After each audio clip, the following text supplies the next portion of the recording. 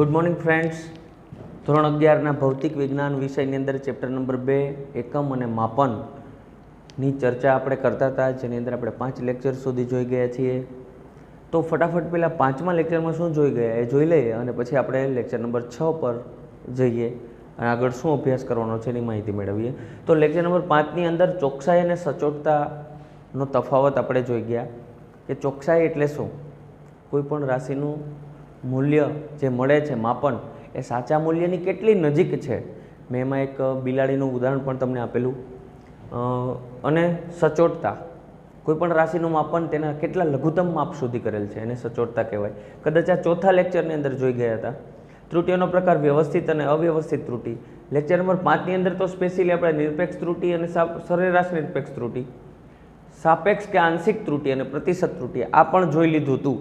પણ આની ઉપરનો દાખલો બાકી હતો. મેં તમને કીધું હતું કે આની ઉપરનો એક એક્ઝામ્પલ આપણે ભણશું ત્યારે આ જે વ્યાખ્યાઓ છે એ વધુ સ્પષ્ટ થશે.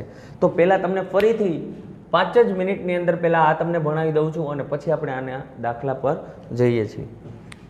તો પહેલું, નિરપેક્ષ ત્રુટિ એટલે શું?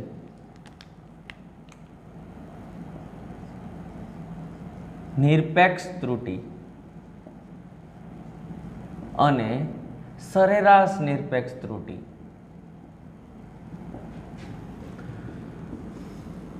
તો આપણને ખબર છે કોઈ પણ રાશિના પ્રાયોગિક મૂલ્ય અને સાચા મૂલ્યના ધન તફાવતને શું કહેવાય? નિરપેક્ષ ત્રુટિ. અને એ દરેક અવલોકનને નિરપેક્ષ ત્રુટિ મળે એની સરેરાશ લ્યો એટલે કહેવાય સરેરાશ નિરપેક્ષ ત્રુટિ. તો પહેલા આપણે કોઈ અવલોકન લઈએ.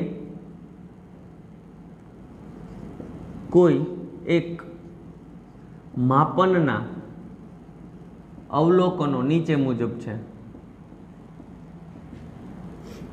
A1, A2, A3 up to An અવલોકન છે, સમજી લ્યો. તો આપણે તો પહેલાં તો શું મેળવશું? સાચું મૂલ્ય. સાચું મૂલ્ય કેમ મેળવવું? સાચું મૂલ્યમાં ખબર જ નહીં ત્યારે તો અવલોકન કર્યું. આ બધા પ્રયોગો, કોઈ એક લંબાઈ છે L1, L2, L3 એવું પણ બોલી શકીએ આપણે, બરાબર. આપણે A1, A2 લીધું હતું ને આ વખતે શું લઈએ છોકરાઓ? L1, L2, L3 up to Ln. એટલે કે આ બોર્ડની લંબાઈ n લોકોએ માપી છે, એના બધાને જુદા જુદા માપન મળ્યા છે. તો સાચું મૂલ્ય કેમ મેળવવું? તો કે L bar is equal two L1 plus L2 plus up two Ln અને છેદમાં n. અને આ રીતે પણ લખી શકાય સિગ્મા Li ક્યાં સુધી? 1 થી i બરાબર 1 થી n સુધી છેદમાં n. તો આને કહેવાય સાચું મૂલ્ય. હવે નિરપેક્ષ ત્રુટિ કેમ મળે?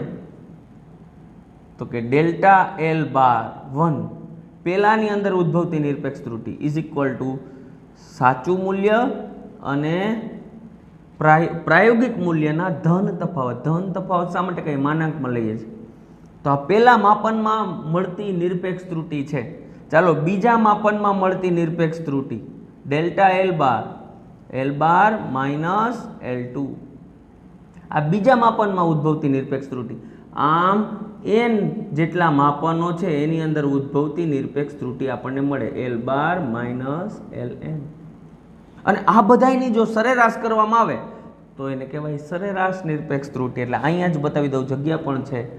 સરેરાશ નિરપેક્ષ ત્રુટિ એટલે શું?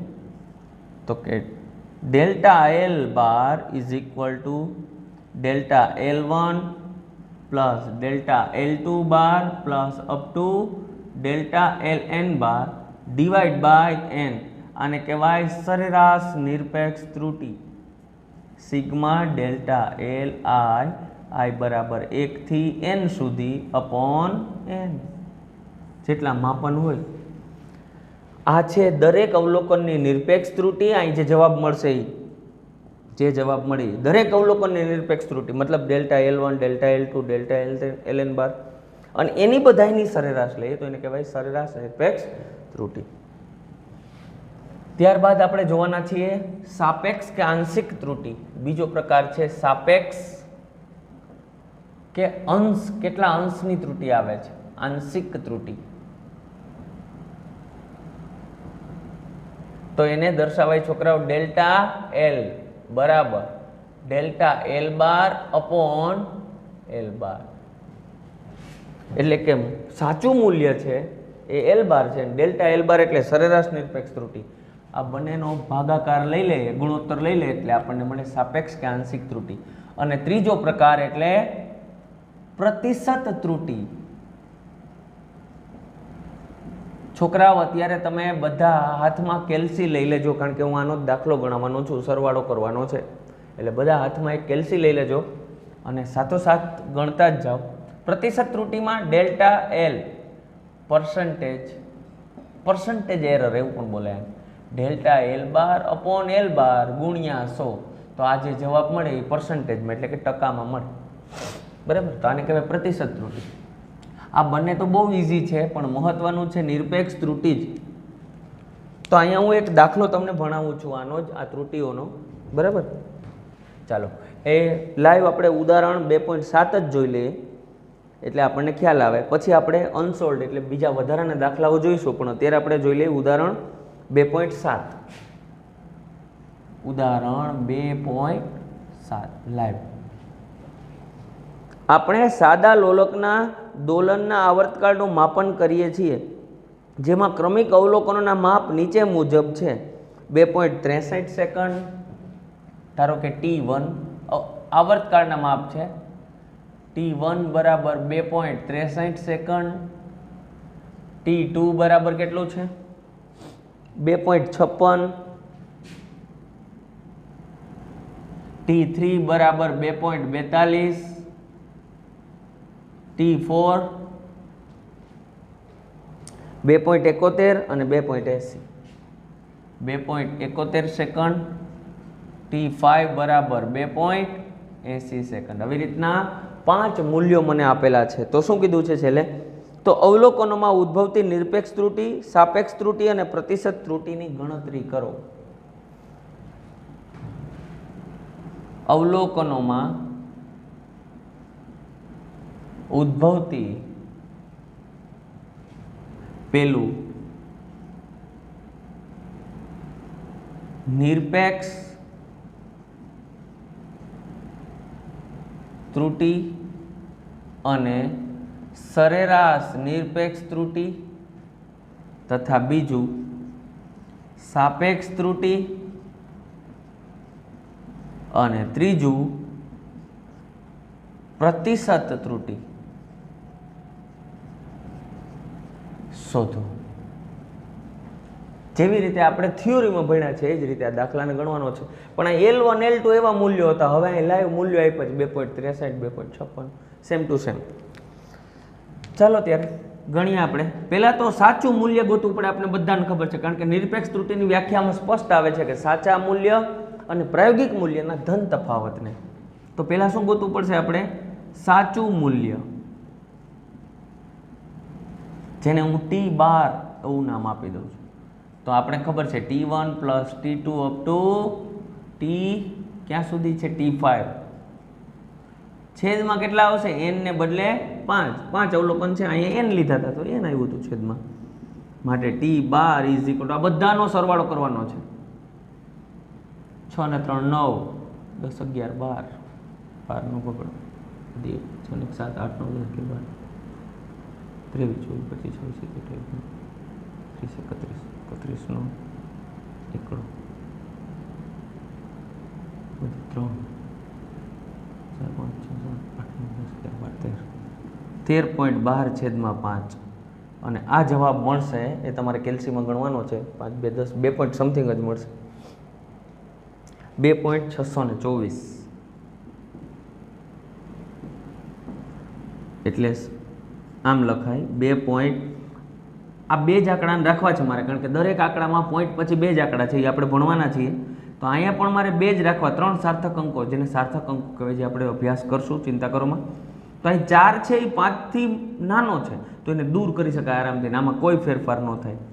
એટલે 2 નંબર છે એમાં કોઈ ફેરફાર નહીં થાય, 4 ને તમે દૂર કરી શકો.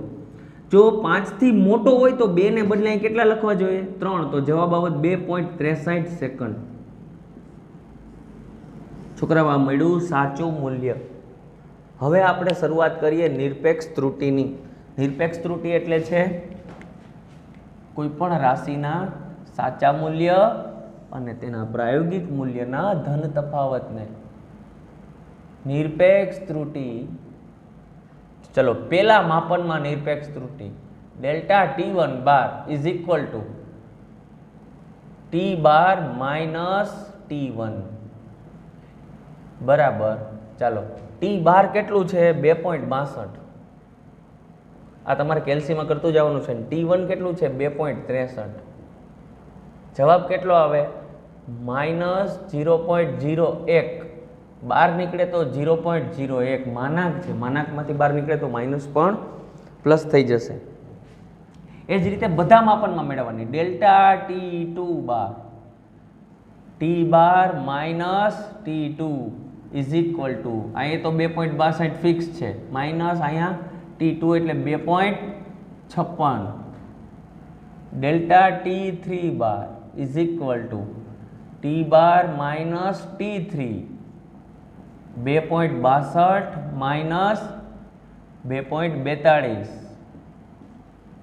ડેલ્ટા T3 બાર સોરી 4 ચોથા માપનમાં મળતી નિરપેક્ષ ત્રુટી minus T4 2.62 minus 2.71, delta T5 bar એટલે પાંચમા માપનમાં કેટલી ભૂલ ઉદ્ભવી, કેટલી ત્રુટી છે માઇનસ T5 2.62 માઇનસ 2.80. હવે અહીંયા 4 ને 2 6, જવાબ આવશે 0.06, બહાર નીકળે તો 0.06. અહીંયા આગળ 62 માંથી 42 0.20, અહીંયા પણ આવશે 0.20. 62 માઇનસ 71 8 ને 9 માઇનસ 0.09, બહાર નીકળે તો 0.09, 2.62 માંથી 2.80 માઇનસ 0.18, 0.18. આમ દરેક માપનની નિરપેક્ષ ત્રુટી મળી ગઈ. 0.01 એ પહેલા માપનમાં ઉદ્ભવતી નિરપેક્ષ ત્રુટી, 0.06 એ બીજા માપનમાં ઉદ્ભવતી નિરપેક્ષ ત્રુટી, 0.20 એ ત્રીજા માપનમાં, 0.09 એ ચોથા માપનમાં અને 0.18 એ પાંચમા માપનમાં ઉદ્ભવતી નિરપેક્ષ ત્રુટી છે. તો છોકરાઓ આને કહેવાય નિરપેક્ષ ત્રુટી. દરેક માપનમાં કેટલી નિરપેક્ષ ત્રુટી છે એ આપણને મળ્યું. અને હવે આપણે ગોતશું સરેરાશ નિરપેક્ષ ત્રુટી. સરેરાશ નિરપેક્ષ ત્રુટી માટે delta T bar is equal to delta T1 bar plus up to delta T5 bar, એટલે કે આ જે પાંચે પાંચ જે ત્રુટી મળી દરેક માપનની એનો બધાનો સરવાળો અને છેદમાં 5 માટે delta T bar is equal two બધાનો સરવાળો એટલે 0.08 પ્લસ 0.06 પ્લસ 0.20 0.09 અને 0.18 છેદમાં 5. છોકરાઓ આ બધાનો કરો સરવાળો અને છેદમાં મૂકો 5 એટલે જવાબ આવશે 0.54 છેદમાં 5 અને એનો જવાબ આવશે 10 5 50 એટલે 0.1 અને 5 1 5 0.11 જેવો જ આવશે. Yes 0.11 second.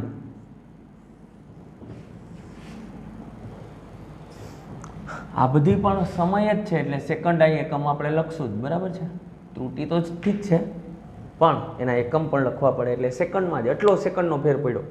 પહેલા માપનમાં કેટલી ભૂલ છે તો કે 0.01 સેકન્ડની. સૌથી ઓછી ભૂલ અથવા તો સૌથી ઓછી ત્રુટી કેમાં છે? પહેલા માપનમાં છે. સૌથી વધુ ત્રુટી કેમાં છે? ત્રીજા માપનમાં. સૌથી વધારે ત્રુટી એમાં છે. તો આને કહેવાય સરેરાશ નિરપેક્ષ ત્રુટી. તો પહેલા નંબરની ત્રુટી આપણી ક્લિયર. પહેલા તો આવા મૂલ્યો આપ્યા હોય એની સરેરાશ કાઢવાની એટલે સાચું મૂલ્ય મળે. સાચા મૂલ્ય અને દરેક મૂલ્ય સાથે બાદબાકી કરો પણ માનાંકમાં એટલે મળે દરેક માપનની નિરપેક્ષ ત્રુટી. એની સરેરાશ કરો એટલે મળે સરેરાશ નિરપેક્ષ ત્રુટી. ત્યારબાદ આપણે હવે મેળવશું સાપેક્ષ ત્રુટી. અહીંયા આવે છે ને સર, સાપેક્ષ ત્રુટી.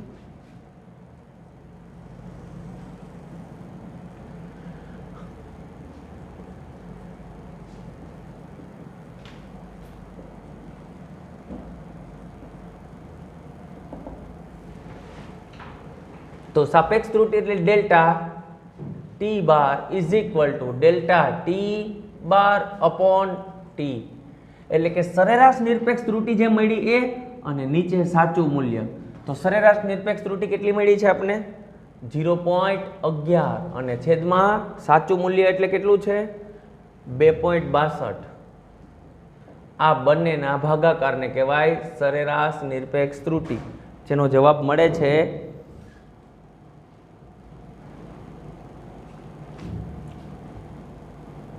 0.04. તો આ છે સાપેક્ષ અથવા તો આંશિક ત્રુટી.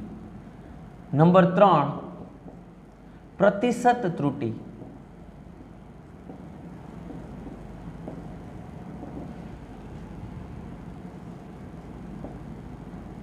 ગુણ્યા 100 કરીએ એટલે આપણને પ્રતિશત ત્રુટી મળે. Delta T bar upon T bar is equal two 0.04 ગુણ્યા 100. 100 વડે ગુણાકાર કરો 2 પોઈન્ટ ખસે, માટે પ્રતિશત ત્રુટી મળશે આપણને 4% જેટલી. આમ કુલ આપણે એક અવલોકન કરેલું છે, એક સાદા લોલકના આવર્તકાળ માટેના જે અવલોકનો અને મૂલ્યો મેળવેલા છે એ મૂલ્યોમાં કેટલી ભૂલ છે, દરેકની અંદર ઉદ્ભવતી ભૂલને કહેવાય નિરપેક્ષ ત્રુટી, અને એની આપણે સરેરાશ કરીએ એને કહેવાય સરેરાશ નિરપેક્ષ ત્રુટી. સાપેક્ષ અથવા અંશમાં કેટલું એની ત્રુટી છે અને એને આપણે આંશિક ત્રુટી અથવા તો સાપેક્ષ ત્રુટી કીધી. અને છેલ્લું આપણે જોયું પ્રતિશત ત્રુટી એટલે કે પર્સન્ટેજ એરર, કેટલા ટકા ભૂલ છે. આપણે ઘણીવાર કહીએ ને કે આટલા ટકા ભૂલ આવી, બરાબર. 100 કોઈ વસ્તુ હોય ને આપણને 96 મળે તો કે ભાઈ 96% રિઝલ્ટ મળ્યું, 4%ની ભૂલ આવી. એક્ઝેક્ટલી એના જેવું જ કે આ જે સમગ્ર માપન છે એની અંદર 4% જેટલી ત્રુટી ઉદ્ભવે છે. તો આ લેક્ચરની અંદર આપણે ખાસ કરીને આ વ્યાખ્યાઓ સરળતાથી એમનું સમજાય એમ નહોતી, આપણે જોઈતી છતાંય પણ જો એનો દાખલો ગણીએ તો આપણને એકદમ સરળ રીતે સમજાય. કારણ કે આની અંદર તો આપણે કેવા મૂલ્યો લીધા હતા? એમનું જ મૂલ્યો લઈ લીધા હતા, બરાબર. કોઈ ચલ મૂલ્ય લઈ લીધું હતું.